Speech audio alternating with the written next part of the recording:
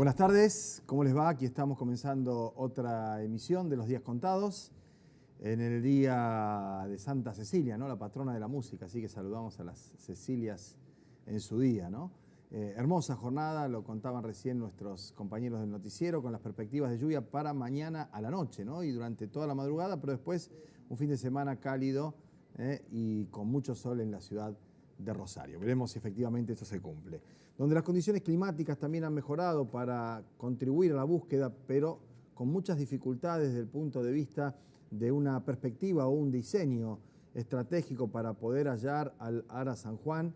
Continúan las tareas y se han incorporado hace apenas 48 horas quienes asisten internacionalmente a la Argentina en su búsqueda. Y creo que esto es un dato que hay que marcar, porque si uno tuviera que simplificar a esta hora la situación, tendríamos que decir que no se saben dónde están ni siquiera qué pasó. O una cosa acompaña a la otra, ¿no? Entonces, esto que ha motivado la solidaridad internacional, por supuesto, la angustia y la preocupación de familiares y de toda persona que tenga un mínimo de sensibilidad, no se resuelve ni con buenas intenciones, ni con propósitos sanos, sino con logística, con aparatos, con infraestructura, que lamentablemente la Armada Argentina no posee y que la asistencia de las potencias internacionales llega demorada, ya que hace ya muchos días, demasiado de acuerdo a los expertos, que se ha extraviado este submarino y que no se tienen mayores novedades. En rigor, ninguna novedad. Lo que se va reconstruyendo con declaraciones oficiosas, porque este es otro de los aspectos realmente lamentables de este episodio, es que cuando estaban oxigenando el aparato, el submarino, esto, discúlpenme la ignorancia en el tratamiento de los temas con precisión, cuando se hacía el sistema de snorkel, que es que se tome aire de superficie para poder efectivamente mejorar el aire del habitáculo, habría habido una falla técnica eléctrica y el ingreso del agua provocó otra falla a posteriori que ya complicó efectivamente el funcionamiento de la nave. Esto es lo que extraoficialmente se conoce y se da como versión aceptada por los mecánicos de la Armada. La otra situación, como decíamos antes, es esta que lamentablemente empieza a emerger, paradójicamente, cuando no hay información oficial y cuando el manejo realmente es, diría yo, poco profesional. El ministro de Defensa de la Nación se enteró a través de un portal de noticias, Infobae, sin ir más lejos, de lo que estaba ocurriendo con el submarino Ara San Juan. E inmediatamente él lo llamó al presidente de la República para decirle: mira, Mauricio, mire presidente, no sé cómo se tratarán, está pasando esto. ¿Qué le dijeron los oficiales de la Armada? Todavía no hablé con ellos, le dijo el ministro, que habló primero con el presidente, entre preocupado, asombrado y a la vez de una manera, se quiere, incauta, porque el presidente era lógico que le iba a pedir mayores precisiones.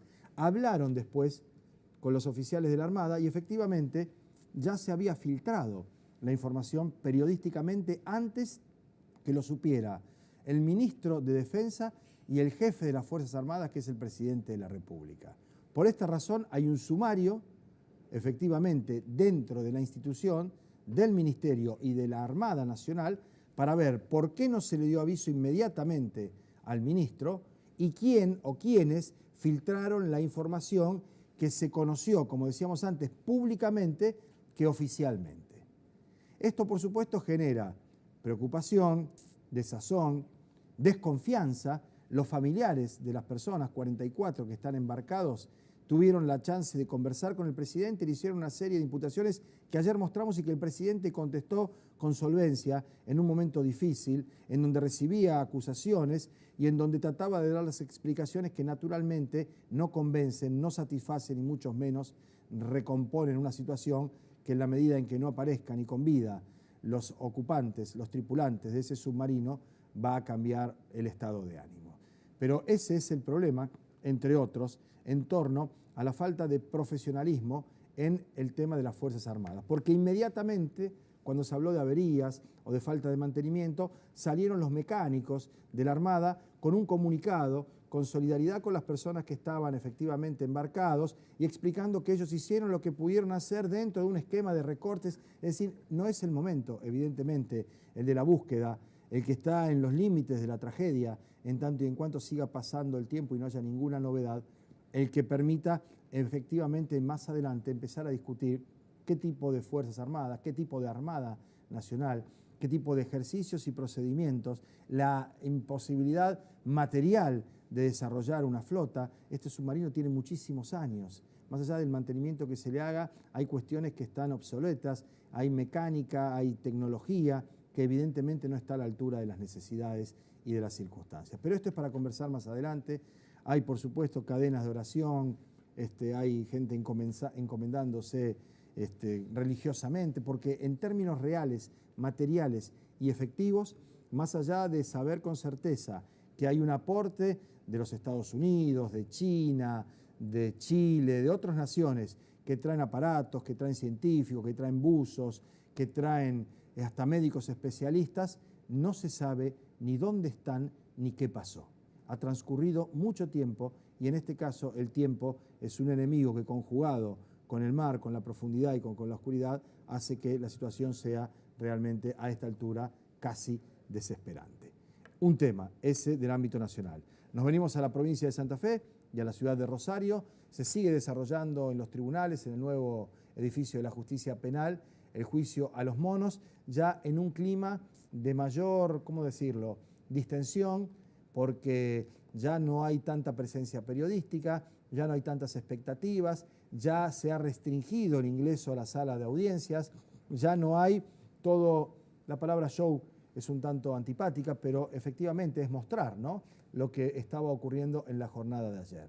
Después de esas actitudes planeadas por la defensa para en alguna medida embarrar la cancha, el tribunal marcó la cancha.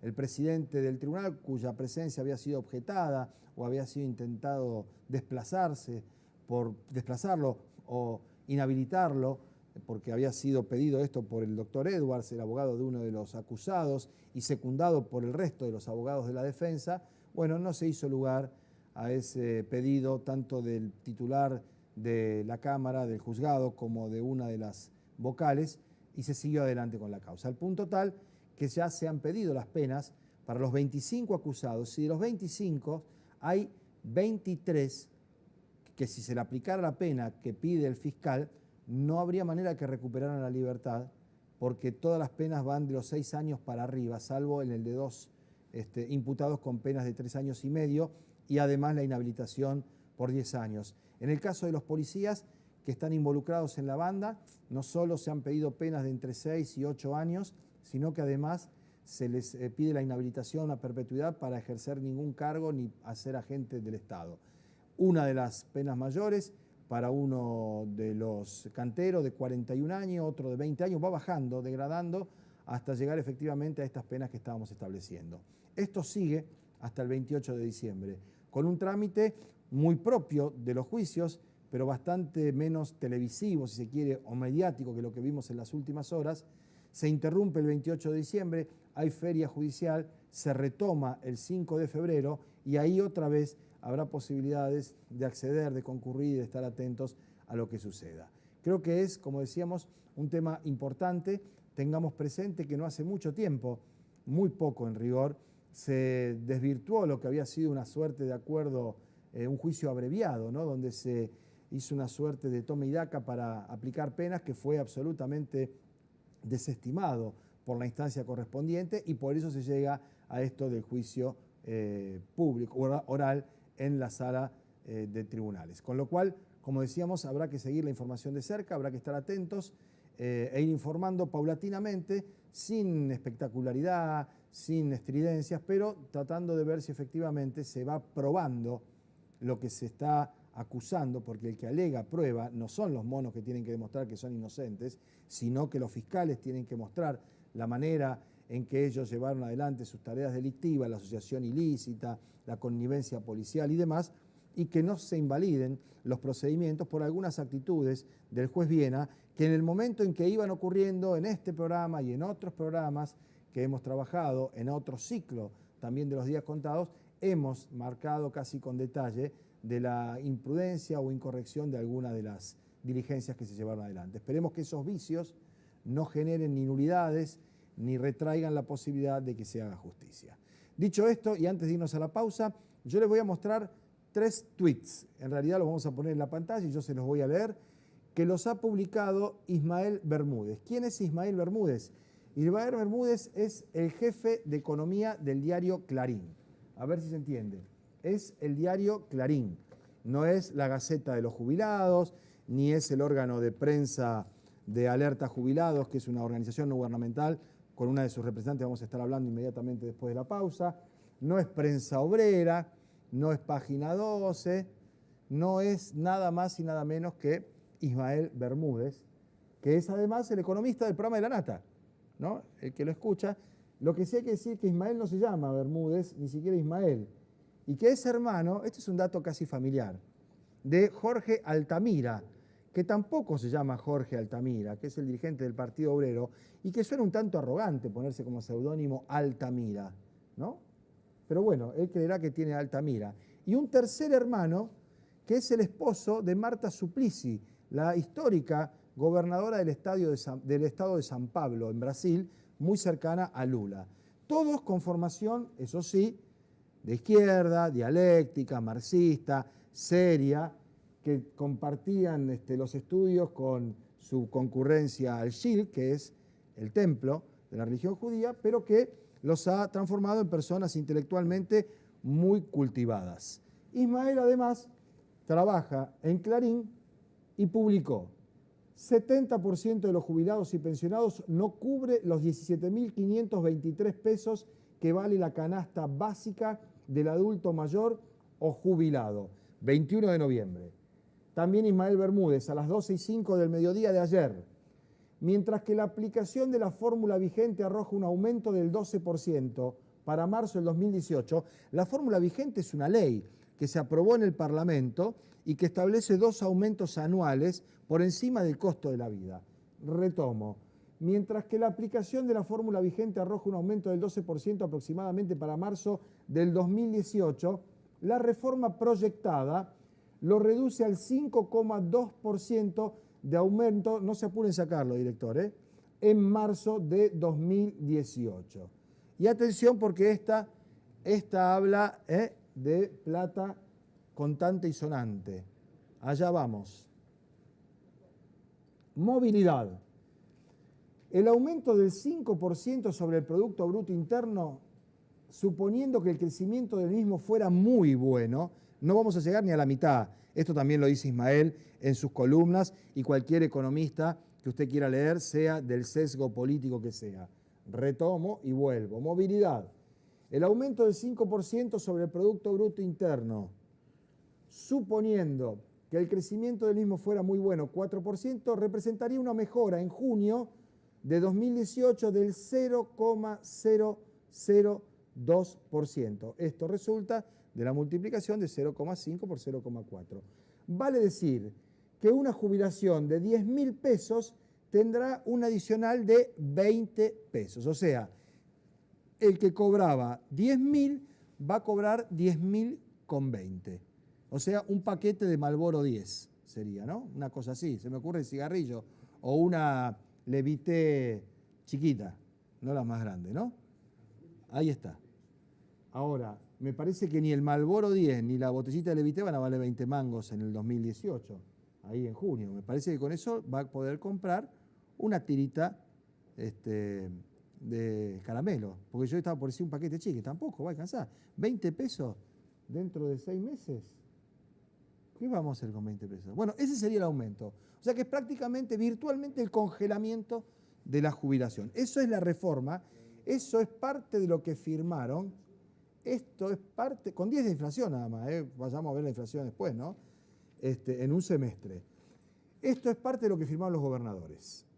Atento porque lo firmaron los gobernadores. La pregunta que yo hago, dejo abierta y lo invito al contador Saglione, que ese es el ministro de Hacienda de la provincia de Santa Fe, a los contadores que quieran, al Colegio de Profesionales de Ciencia Económica, al que nos puede ilustrar cómo va a ser la provincia de Santa Fe para seguir pagando el 82% móvil si se aplica esto.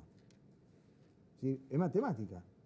Para los empleados estatales, que tienen la perspectiva, la chance y el derecho que tienen de cobrar, que cobran el 82% móvil, me pregunto cómo firmando eso, aplicándose eso, que es lo que se firmó en el pacto, que es lo que se va a tratar en el Parlamento, van a poder seguir cobrándolo. Y al resto que no tiene ese, no privilegio, ese derecho adquirido ya, que es el 82% móvil, que debería ser la tendencia a la que debería marchar todo el tema de los jubilados, me pregunto cómo los va a afectar, ¿no? Teniendo en cuenta que esto es lo que todas las provincias, menos Rodríguez A. de San Luis, firmaron con el presidente de la República. Seguimos hablando del tema de los jubilados inmediatamente después de la pausa. Hay una dirigente de una organización no gubernamental que se reúne todos los viernes en la ciudad de Rosario, que se llama Alerta Jubilados, la organización. La señora es Susana Glenn. De la pausa venimos, con ella conversamos. Bueno, muy bien, nos acompaña Susana Glenn, que trabaja aún siendo jubilada, y eso trabajo extra, no rentado por otra parte, quitándole tiempo al descanso, pero preocupada por ella misma y por los demás, en Alerta Jubilados, que es un grupo que se reúne todos los viernes aquí en la ciudad de Rosario, en calle Mitre, ¿verdad? En la calle Mitre 2105 a las 17 horas. O sea que todos los viernes a las 5 de la tarde, calle Mitre al 2100, hay reunión de Alerta Jubilados. Bueno, ¿y ahí qué hacen? Tratan a no solo lamentarnos, sí, claro. Tratamos de nuclearnos para tener fuerza para pelear contra la reforma previsional y contra el mal funcionamiento del PAMI. En cuanto a la reforma previsional, estamos más que preocupados porque vemos que peligran las jubilaciones. Por un lado es una burla lo que está proponiendo el gobierno, y en esa burla también fueron partícipes los gobernadores, porque hablarnos de que se va a pagar el 82% a los que tengan 30 años de aporte deja en la incógnita qué pasa con los que se jubilaron con la moratoria jubilatoria. Primero. Y por otro lado, el 82% es del sueldo mínimo vital y móvil, que son 8.060 pesos. Quiere decir que tendría un aumento de la jubilación de 17 pesos. Bueno, recién vimos efectivamente las proyecciones que se hacen por parte de un economista reconocido, sí, con un pensamiento para un medio que tiene efectivamente una definición en alguna medida de apoyo a la política de gobierno, que lo plantea claramente, ¿no? Es decir, esto es virtualmente un congelamiento de las jubilaciones, y a la vez se entra a desfinanciar el ANSES, que me parece que además es la matriz del asunto, ¿no? Sí, porque en el acuerdo del pacto fiscal se suspende el aporte del 20% del impuesto a las ganancias que hasta ahora iba al ANSES para dárselo a las provincias para compensar lo que se le da a Buenos Aires por el fondo del conurbano. Y se sustituye ese aporte por el impuesto al cheque, que es mucho menor. Sí. Y además eso se va a pagar por 3 años más. No sabemos cómo se va a financiar la ANSES desde el 2022. Sí, daría la sensación, y no la quiero involucrar en mi pensamiento, ¿no?, que los gobernadores asistieron a esa reunión con una visión de tan corto plazo, de duración de mandato, más que de proyección ni hablar de estadistas, ¿no?, de pensar cómo se van a jubilar los que ahora entran a trabajar, qué es lo que va a haber en la caja de jubilaciones. Todos los gobiernos han manoteado efectivamente las cajas de jubilaciones y el ANSES. Lo que ocurre en esta circunstancia, como motivo, como tema agravante, es que hay una suerte, digamos, de escalonamiento y de proceso legitimado por el consenso de los gobernadores, muchos de ellos con gran predicamento en sus territorios, con un gobierno que justo hoy se cumplen 2 años, ¿no?, del balotaje, también legitimado por una elección en octubre, en donde efectivamente ha conseguido mejorar su representación parlamentaria. Sí, el gobierno está legitimado, lo que no quiere decir que esté legitimada esta política, porque esto no lo anunciaron antes de las PASO. No, esto no, pero convengamos algo, Susana. Yo no quiero con esto aparecer como un defensor de las políticas de gobierno, ni mucho menos, pero el gobierno dijo una cantidad de cosas antes de este balotaje del que hoy se cumplen 2 años, que no cumplió, que uno podría calificarlas como engaños, incumplimientos, mentira o como quiera, pero después hubo elecciones ahora, el 22 de octubre, hace un mes justo hoy, donde ya había pasado todo eso, donde hubo tarifazos de gas, tarifazos de luz, intento de 2x1 para los represores y los responsables del terrorismo de Estado, eliminación de la gratuidad del fútbol para todo, congelamiento de algunos presupuestos en áreas educativas fundamentales, y no obstante eso se erigió como la primer fuerza política del país. Quiero decir, si uno no parte de un diagnóstico en donde reconocemos las limitaciones y las actitudes generales de la sociedad, va a ser muy difícil modificar ese panorama. Digo porque en los movimientos de jubilados hay visiones discordantes, mucho menos que en el movimiento obrero. Si hay algo que es fácil, entre comillas, aglutinar y concentrar, es a los jubilados, que saben que la van a pasar mal. Siempre. Y la siguen pasando mal, casi diría yo, invariablemente, ¿no? Siempre la pasamos mal. Somos la variable de ajuste de todo el sistema. Piensan que porque estamos jubilados no tenemos voz. Y es todo lo contrario. Además, lo que nos suceda a nosotros repercute en toda la familia, porque no es justo que un hijo tenga que trabajar para mantener al padre. Y vamos a terminar en eso. El jubilado hoy con la jubilación mínima no alcanza. Ni para los remedios. Ni para los remedios. Cada vez son menos. Ese es el otro problema. Cada vez son menos los que dan para mí. Bueno, sin ir más lejos, la Municipalidad de Rosario se ha hecho cargo de subrogar lo que PAMI hacía antes y hay 15.000 jubilados que retiran de los hospitales públicos municipales los remedios que antes le daba PAMI porque lo que la ley establecía era eso. ¿no? Es cierto. ¿Cuál es la foto de PAMI hoy en la ciudad de Rosario? Que dicho sea de paso, es la única ciudad que tiene además 2 nosocomios propios de PAMI. Y que se están vaciando. A ver. Por ejemplo, ahora los médicos de cabecera no pueden emitir más recetas que el doble de la cápita que tienen. O sea, que si tienen 700 pacientes, pueden hacer 1.400 recetas. Y lo que hace 2 recetas por paciente. 2 por paciente. Bueno, ya hay una edad que se vence la garantía, dice uno, ¿no? Después de los 40, 45, 50, si quieres. Ya son mucho más. Ya son más de 2 recetas. Sí. ¿eh? Entonces Ni hay que hablar ir de al los 60, hospital. eso se va exponencialmente. Hay que recalentar la atención en el hospital público, en el sistema público de salud. Exacto. Y si vamos al CUS, vamos muy mal. El panorama es muy malo para nosotros. Creo que toda la sociedad debiera ¿Ustedes han tomar intentado conciencia. reunirse con legisladores? Ahora estamos enviando, diputados estamos, confeccionamos un documento que estamos enviando a los legisladores, donde pedimos que se comprometan a no firmar ninguna medida en contra del jubilado. Bueno, es muy abierto eso porque ellos van a decir, no, pero esto no va en contra del jubilado. Sí, ya sabemos. Sí. Pero ¿Sabes bueno, qué? Se lo van a firmar todos. No sé. Sí, casi todos. Esperemos ahora cuando terminemos. Bueno. El asunto es que lo cumplan, no que lo firmen. Esa es la otra historia, ¿no? Esa es la otra parte. Por eso digo, lo van a firmar, lo van a firmar. Porque lo van a muchos abrazar, que hoy están se van a sacar la hablando foto. ¿Uno se acuerda de Cavallo llorando al lado de Norma Pla? Sí, claro que Que me Norma Pla acuerdo. decía, no llore, ministro, Y nunca no llore, me y él lloraba de su imaginé que mamá. nosotros íbamos a estar en la situación en la que estaba Norma por Pla. eso, ese es el tema. Nunca me lo esperé. Ese es el tema, ¿no? Pero bueno, no hay que bajar los brazos. No, Más que felicitarlos, le digo, los acompaño, difundimos las actividades.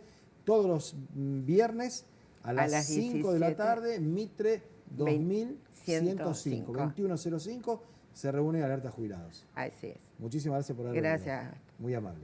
Nos vamos a la pausa. Cuando volvamos seguimos hablando de cuestiones que nos afectan a todos. Vamos a hablar de la universidad pública, irrestricta y gratuita. La gratuidad de la enseñanza universitaria se consagró por ley un día como hoy de 1949. Ahí promulgó la ley el general Juan Domingo Perón, que hasta entonces, hasta el 20 de junio, se habían cobrado algunos aranceles y demás. Hay, por supuesto, intentos. Sin ir más lejos, la crisis del 2001 en la Argentina comenzó cuando el entonces ministro de Educación, el economista Ricardo López Murphy, intentó arancelar la universidad. Ahí salió Franja Morada, las agrupaciones de peronistas, de izquierda, de centro y demás a defender lo que ya desde la reforma del 18 de Deodoro Roca y sus amigos habían propuesto en torno a lo que debía ser una universidad popular, ¿no? Bueno, pasaron muchos años, desde 2001 hasta acá, 16, 17 años. Hay muchas agrupaciones que me parece que están allí haciendo la plancha, sin tener mucho que ver con aquellos años. Si bien hoy no hay inminente un peligro de arancelamiento, de examen para restringir el acceso, hay, por supuesto, algunas señales que se van encendiendo, ¿no? Lo que vamos a hacer nosotros es conversar después de la pausa con un consejero de la universidad, un integrante del Consejo Superior de la Universidad Nacional de Rosario, por los alumnos, teniendo en cuenta que en este día que es el que se recuerda la gratuidad de la enseñanza universitaria, que es la que ha posibilitado en la Argentina la movilidad social, ¿no? Mi hijo el doctor, es decir, esos vasos comunicantes. Son muy pocos los países del mundo realmente en donde el hijo del obrero puede ser profesional, en donde el hijo de un trabajador puede acceder a la universidad. Y no estamos hablando de las viejas consignas que allá por los 80, en la recuperación de la democracia, cuando la toma del rectorado, donde estaba Ricomi, interventor de la dictadura militar, se cantaba, ¿no? Eso de Universidad de los Trabajadores, y a que no le gusta se jode, porque la verdad que hay muchos trabajadores que no pueden mandar a sus hijos a la universidad, pero no porque la universidad le ponga una traba con el ingreso o con un arancelamiento, sino porque las condiciones de contextos sociopolíticos, la situación económica, les hace imposible ese ideario, ese imaginario de que un muchachito, un chico, un pibe que termina la escuela pueda seguir estudiando en la universidad. O porque necesita ir a laburar imperiosamente, y hay mucha gente que labura y estudia, y esos son los más valiosos, créame, sino porque ya se va generando esa situación de autolimitación. ¿Cómo voy a ir yo a la universidad? ¿Cómo voy a poder estudiar yo? Probablemente muchos se pregunten. Sí, en la Argentina eso ocurre y ocurrió durante muchísimo tiempo, aún en situaciones peores y más complejas que esta, como que estaba cercenado el Estado de Derecho, donde estaban conculcadas las libertades públicas, donde los militares metieron la restricción en el ingreso y había que rendir. Nosotros, mi generación, somos todos ingresantes después de un examen. Todo eso, afortunadamente, se restauró con la recuperación de la democracia. Lo que hay que hacer es conservarlo, consolidarlo e incrementarlo. Enseguida venimos. Bueno, muy bien, nos acompaña Christian Fdel, así se escribe F-D-E-L, ¿no? Sí, no hace falta una vocal por ahí, no falta nada, es así el apellido. ¿Qué origen es? Es sirio. Sirio. Y me dijiste, cuando yo te dije acá lo escribieron mal en el registro civil, no, me dijiste allá en Siria hay una localidad, hay un pueblo. Hay una localidad que tiene el mismo el nombre del apellido. Perfecto, y te dicen Del. Cristian, sí. Bueno, Cristian por el nombre, pero si no, Fedel, la F adelante es difícil. Sí. Fedel, cualquiera. Es complicado. Es complicado. Hay que aclararlo cada vez que nos presentamos. Bueno, de todas maneras, no estamos para hablar ni de historia, ni de... Bueno, sí, historia sí, pero no de esto, no de los ancestros y demás, sino de lo que hoy se conmemora y que hace que ustedes aprovechen esta fecha, ¿no? 68 años de la ley que estipuló efectivamente, no de manera aleatoria ni opcional, la gratuidad de la enseñanza universitaria en todas las universidades de la República Argentina, ¿no? Las universidades nacionales.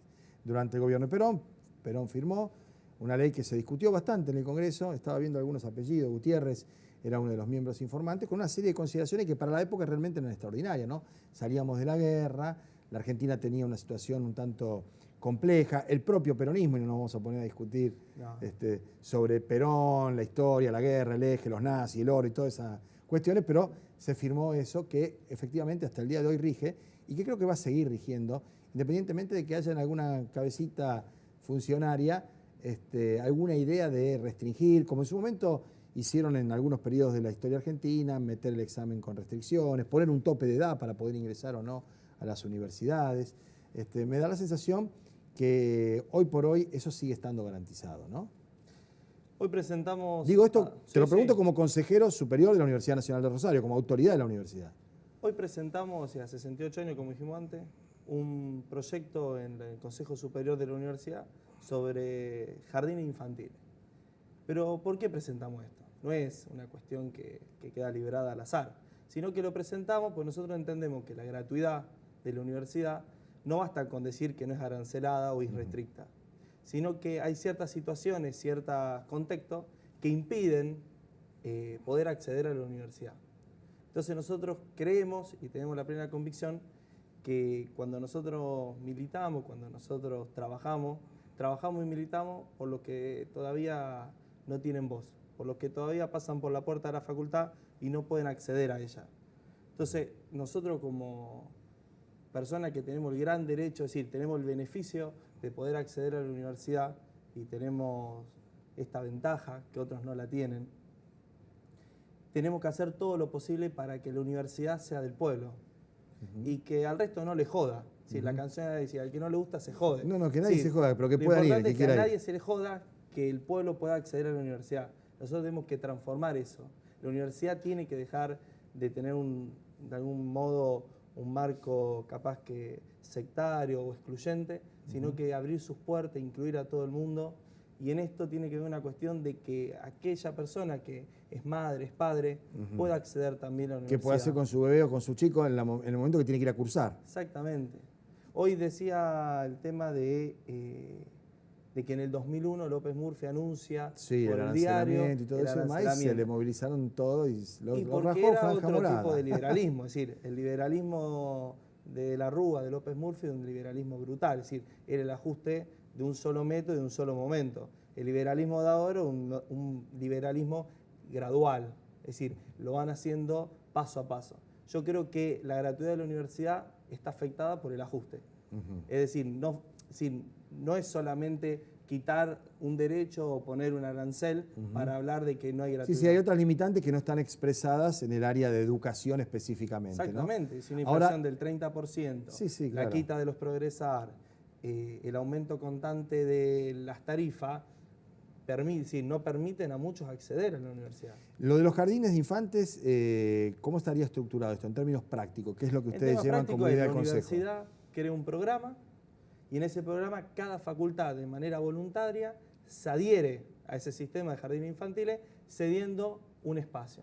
Ejemplo, la Facultad de Derecho, donde yo estudio, se adheriría al programa, al sistema de jardines infantiles, a través de un convenio con la universidad y cede un espacio. Lo que cede la universidad es un presupuesto. Entonces También. ahí está La discusión. Y ahí está la discusión. ¿Y eso depende de cada universidad, depende de cada facultad o depende a nivel nacional de que le dé a la universidad un extra para aplicarlo a esa situación? No, nosotros tenemos que buscar que hoy el presupuesto de la universidad esté destinado a los beneficios del estudiante. Es decir, cuando nosotros hablamos de que la universidad es gratuita, cuando hablamos que la universidad es pública, que es libre, también estamos hablando de que el presupuesto de la universidad tiene que estar destinado a la universidad.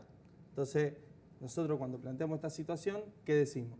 Hoy el Banco Mundial recomienda Sí, vi la noticia, ¿no? a Brasil eliminar la gratuidad de las universidades. Sí. Entonces ahí está el dilema. Sí, y da la sensación que Temer no solo no le preocupa, sino que le parece muy bien, ¿no? Vi las noticias publicadas en los periódicos brasileños y una suerte de exposición del presidente de facto de Brasil dando detalles de lo beneficioso que sería para el pueblo brasileño que el Estado no se hiciera más cargo de la universidad, ¿no? Bueno, ahí es qué hacemos nosotros como militantes. La Constitución Nacional establece la gratuidad y la equidad de la educación pública.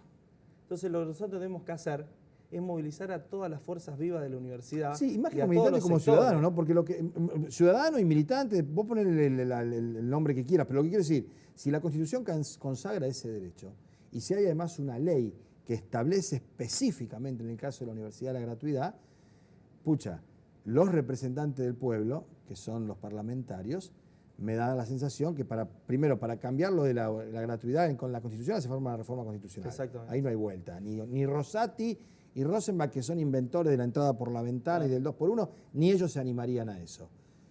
Lo que sí es más cercano y más a la mano es el tema de la ley, para limitar esa gratuidad, condicionarla, dar la vuelta y meterle algún elemento que permita en algún momento, es decir, el tipo, porque además esto va a hacer carne en muchos sectores de la sociedad, el tipo que rinde 4 veces la misma materia, 5 veces va a decir, bueno, después la primera vos le pones un arancel, si rinde mal, la primera gratis, la segunda 10 pesos, por decir, la tercera 30, y después ya o rinde bien o no sigue estudiando, que es una manera de... Pero, y mirá, yo creo que hasta más simple, si vos tenés una inflación anual del 30% y el presupuesto universitario no crece al mismo nivel, el ajuste Bueno, práctico. eso es concurrente en todo caso. Lo que yo creo que, y a mí me preocupa, es específicamente el tema de la ley de gratuidad. Esta, que es la 29.337, sostenerla y mantenerla, hacerla conocida, difundirla, me parece bárbaro de los jardines, porque además se vuelve a hablar de esto en el Consejo Superior, y creo que el Consejo Superior es un ámbito bastante plural, ¿no? Sí, claramente, un ámbito plural donde hay que convocar a todas las fuerzas, a todos los sectores. Sí, el proyecto cuando nosotros presentamos, obviamente nosotros pertenecemos a un sector político, pero los jardines infantiles no van a ser jardín infantil del peronista, del Sí, sí, radical, sí. del socialista. Van a ser los jardines de la universidad. Sí, Entonces sí. nosotros tenemos que bregar Y para los docentes, para los no docentes, docentes, para los graduados, estudiantes, para todos los que estudiantes, tengan, para la comunidad toda educativa. la comunidad universitaria educativa, Bien. que de algún modo nos va a permitir avanzar. Es decir, hoy hay un momento histórico donde hay quita de derechos. Yo creo que la mejor manera de poder frenar esto es avanzar en derechos. Bien. Entonces, los jardines infantiles es un paso adelante para nosotros como a lo que hablamos nosotros de la gratuidad. Bueno, vamos a estar atentos a lo que ocurra, después nos contás. El jueves 30 a las 18 horas vamos a lanzar en la Facultad de Derecho los jardines infantiles. Bueno. Te esperamos, Pablo. Bueno, y si no vamos, después nos cuentan. Muchísimas gracias. No, gracias a vos. Bueno, muy bien, hasta aquí llegamos nosotros hoy. Vamos a concluir el programa sin novedades. Se espera un parte para la tarde otra vez de la Armada en torno al submarino Ara San Juan. Están trabajando los grupos de rescate, las naves fundamentalmente norteamericanas con cápsulas, yo no sé bien técnicamente, pero son como ascensores que podrían efectivamente bajar y hacer contacto con el submarino en el caso de que sea detectado. Lamentablemente el manejo informativo no ha sido bueno. Esto de encontrar balsas o bengalas o cosas así tampoco es un tema ni alentador, genera falsas expectativas. Hay mucha preocupación, como decíamos, entre la familia y hay, por cierto, ahora centralización de la información en la base naval de Mar del Plata, donde zarpó efectivamente el submarino. Veremos qué ocurre por la tarde. Seguramente las noticias las van a tener ustedes en la edición de la noche de Telefe. Nos despedimos. Hasta pronto. Chao.